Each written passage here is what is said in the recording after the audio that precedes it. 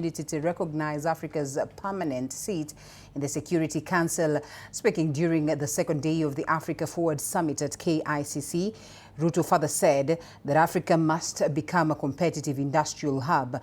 Stanley Nyeringita, as I have said, is now on standby, joining us live for more updates. Stano, over to you. Well, thank you very much, Alela. And as they say here, bon après-midi to you. That means good afternoon. And as you rightfully say, this is what President William Ruto said. It was a tough-talking statement, just making sure that Africa has its rightful position on his part.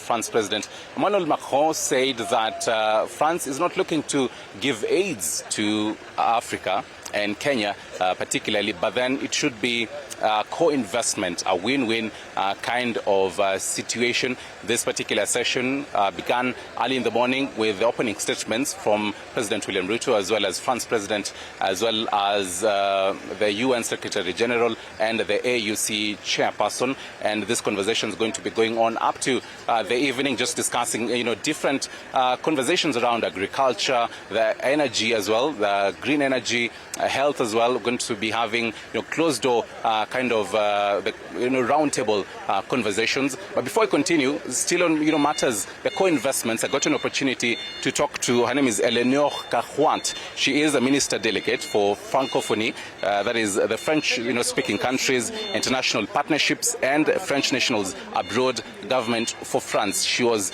telling us more about how France as well as Africa are co-investing. Let's listen into that before we continue.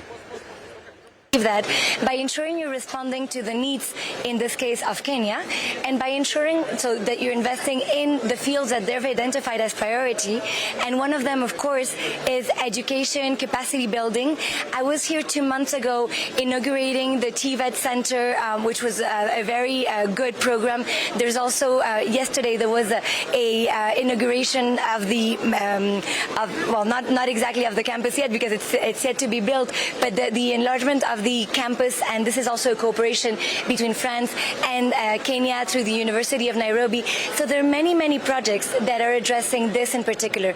And for France, the renewal of its relationship with the countries of the African continent goes with a discussion with the youth. This is extremely important, and I said before to your colleagues that we were mobilizing our diasporas, and this is also extremely important in this context. Which low-hanging fruits do you think Africa, and particularly Kenya, have when it comes to their trade, the abilities and the potential that we are not really utilizing enough, that as Europe and as France, you see this is a potential that Kenya and Africa should partake in?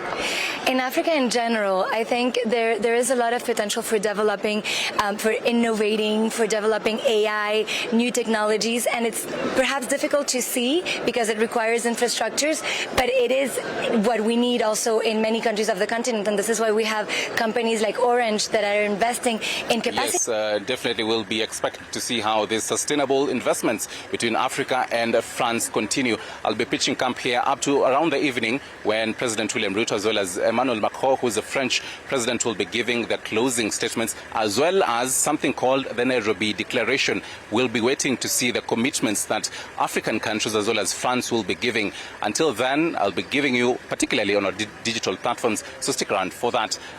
Till then, après-midi, bon après-midi to you, Alela. Thank you so much, Stano. We'll be getting to you later on for more. And in the same breath, President William Ruto